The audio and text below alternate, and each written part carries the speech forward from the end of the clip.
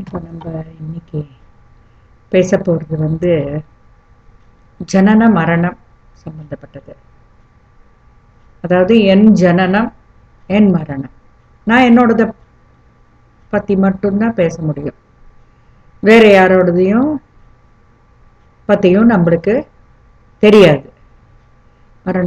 மரணம்ங்கிறது தெரியும். எப்ப ஜனிக்கிறோமோ அப்ப பின்தொடர்ந்து வர்றது மரணம் மட்டும்தான், வேற எதுவும் கிடையாது. நம்முடைய வாழ்க்கை அப்படிங்கிறது எதை அடிப்படையா வச்சு அமையிறது? எல்லாத்துக்கும் ஒரு சட்டதிட்டங்கள் இருக்கு. அது மாதிரி நம்மளோட பிறப்பிற்கும் இறப்பிற்கும் நம்மளோட வாழ்க்கைக்கும் ஒரு அளவுகோல், ஒரு சட்டத்திட்டம். ரோடு மேல கார் ஓட்டணும்னா நல்லா டிரைவிங் தெரிஞ்சிருந்தா கூட ரோடு ரூல்ஸை ஃபாலோ பண்ணி தான் நம்ம கார் ஓட்ட முடியும். அந்த மாதிரி நம்மளோட வாழ்க்கையும் அப்படிதான். என்ன அறிவாளியா இருந்தாலும் எப்படி இருந்தாலும் சமுதாயம், குலம், ஜாதி, நம்மளுடைய குடும்பம், இதுக்கெல்லாம் ஏற்ப நம்ம நம்மளோட வாழ்க்கைய அமைச்சுக்கணும். இப்போ என்னோட வாழ்க்கைய நான் எப்படி எதை அடிப்படையா கொண்டு வந்தேன் அப்படிங்கிறத பத்தி யோசிக்கும் போது, என்னுடைய பாவ புண்ணிய கர்மாக்களுக்கு ஏற்ப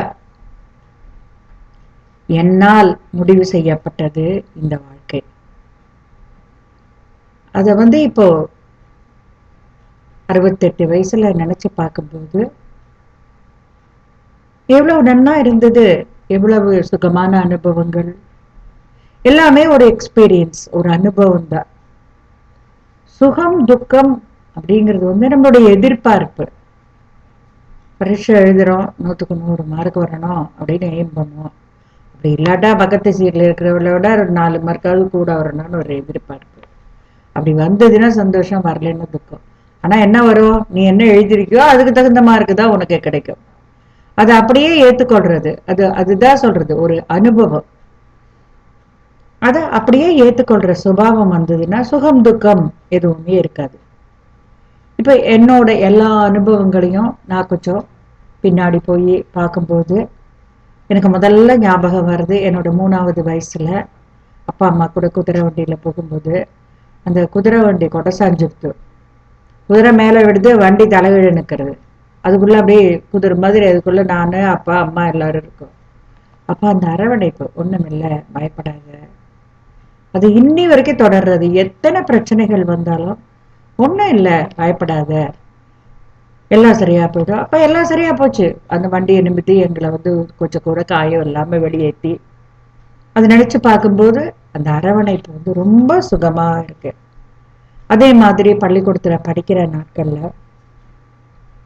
என்னோட தாயார் தன் தாயாரோட என்ன கம்பேர் பண்ணி புத்திசாலினி அப்படின்னு பாராட்டு என்ன அணைச்சிட்டு என்ன தாயே அம்மா அப்படின்னு அழைச்ச அந்த நாள் மிகவும் சுகமான அனுபவம்.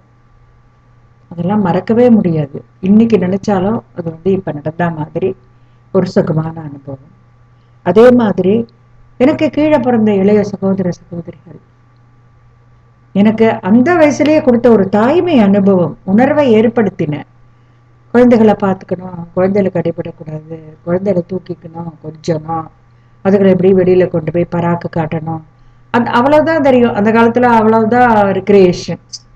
அதெல்லாம் ஏற்படுத்திய அந்த அனுபவங்கள்,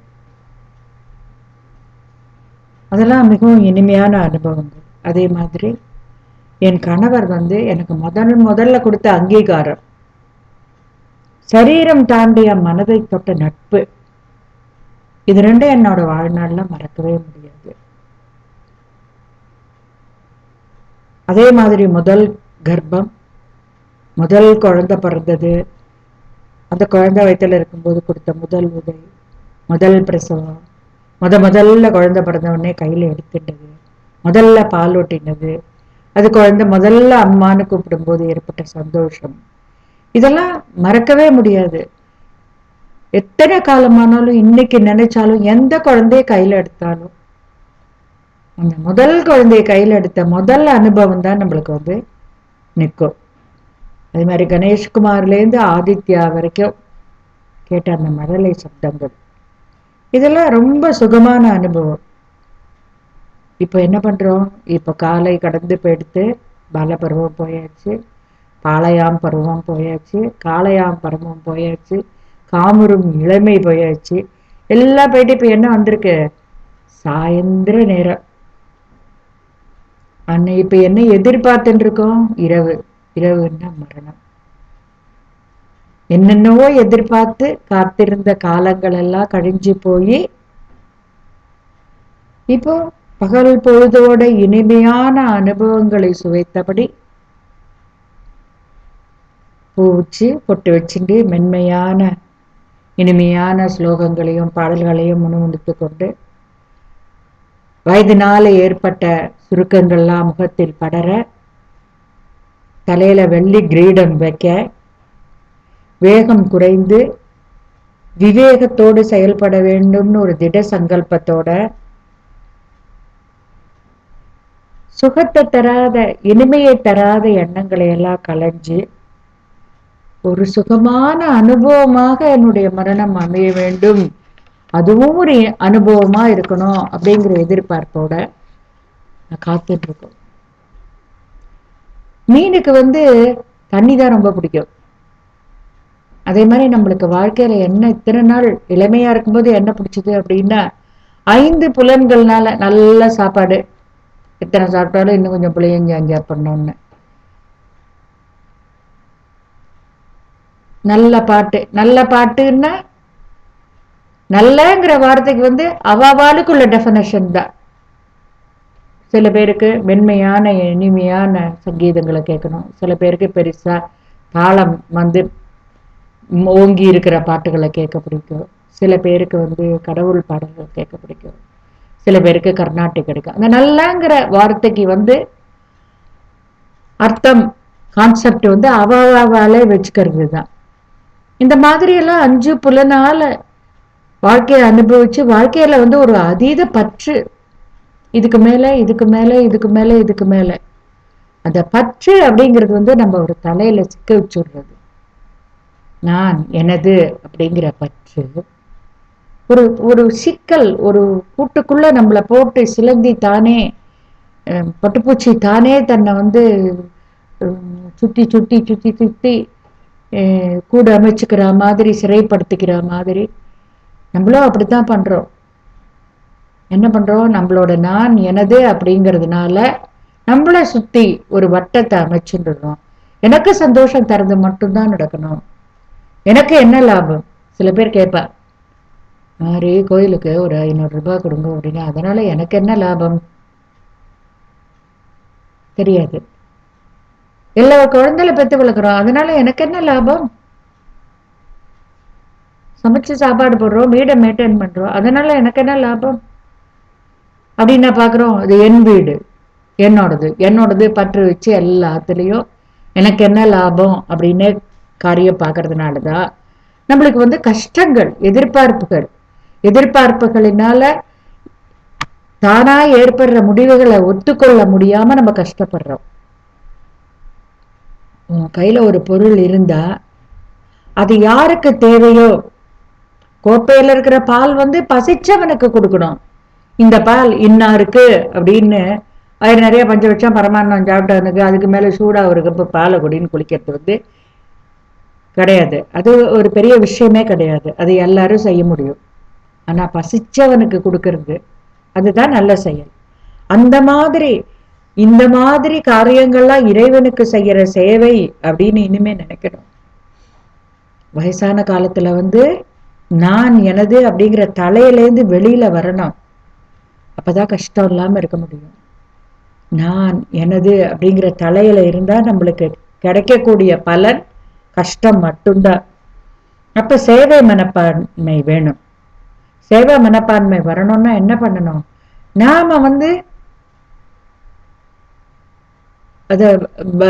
வீதராக அப்படின்னு சொல்லுவார். வீதம் ராகம் அப்படின்னா 5 புலனால செய்யற காரியங்கள். அதான் திருவள்ளுவர் சொன்னார், ஒருமையுள்ள ஆமை போல் 5 அடுக்கலாற்றின் எழுமையும் ஏமாப்புடைத்து அப்படின்னு. அந்த தலையிலேந்து வெளியில என்ன சொன்னோம்? பிரம்மம் சத்தியம், ஜெகத் மித்யா. நீங்களே யோசிச்சு பாருங்க. இவ்வளவு இவ்வளவு சயின்டிபிக் இம்ப்ரூவ்மெண்ட்ல உங்களுக்கு தெரியும் உலகம்னா எவ்வளவு பெருசு. அதுல நம்ம எவ்வளவு ஒரு தூசி தூசி தூசி தூசி, ஒரு சின்ன காத்து பறக்கும் போது வர்ற தூசியில ஒரு 20,000த்துல ஒரு பங்கு தான் நம்ம.